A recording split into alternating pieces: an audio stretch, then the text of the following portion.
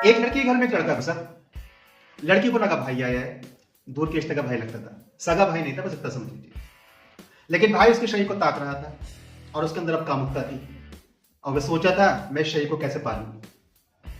तो यानी कि वो क्या हुआ, BAL का आर कुछ ऐसी मनसा थी। मक्खन सिंह ने मुझे देखा, बोला सर इसलिए उदास है क्या? मैंने हाँ यार इसीलिए उदास। भाई के द्वारा बोला सर घोर निंदा की बात है, मतलब ऐसे व्यक्ति को तो सड़क पर रखकर पत्थरों से कुचल देना चाहिए। लेकिन मैंने कहा मजहब इसकी अनुमति देता हूं, मक्खन सिंह तो क्या करेगा?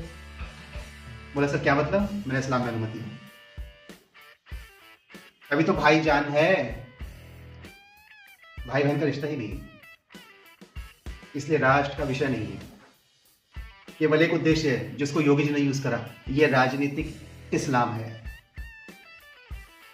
जहां आवश्यकता पड़ने पर बहन को भी नोच लिया जाए। यही मजहब है और इसीलिए मक्खन सिंह धर्म ध्वजा की स्थापना है। हम तो सड़क चलते किसी को बहन बोल देते तो बहन हो जाती है वो, और फिर उसकी रक्षा करना मेरा कर्तव्य है। यानी कि आप जाति किसी से भी हो, हमारा तो वर्ण व्यवस्था है, क्षत्रिय धर्म आ जाता है तुरंत।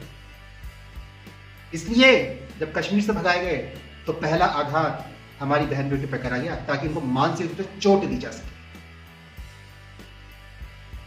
लेकिन जो हिंदू गंगा जमीन तहजीब की ताली बजा रहा है, उसको जगाने के लिए ही इस धर्म ध्वजा की स्थापना कर दिया है।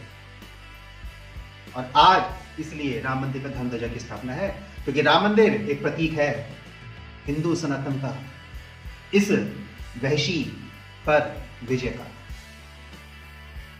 जहां भाई वीर नहीं, भाई जान है। तो किसी लड़की ने कहा अपनी माँ से कि माँ हम भी मामा क्या जाएंगे? बोले बेटे आपके मामा ही अबू जान है।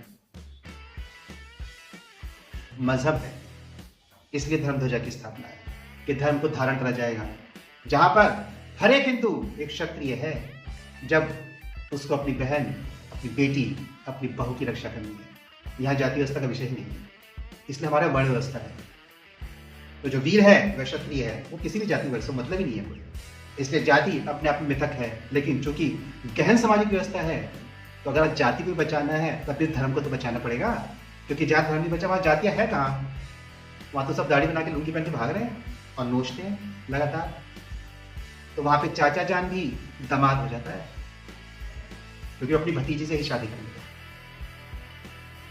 धर्म ध्वजा स्थापना की बहुत बहुत शुभकामनाएं। नमस्कार।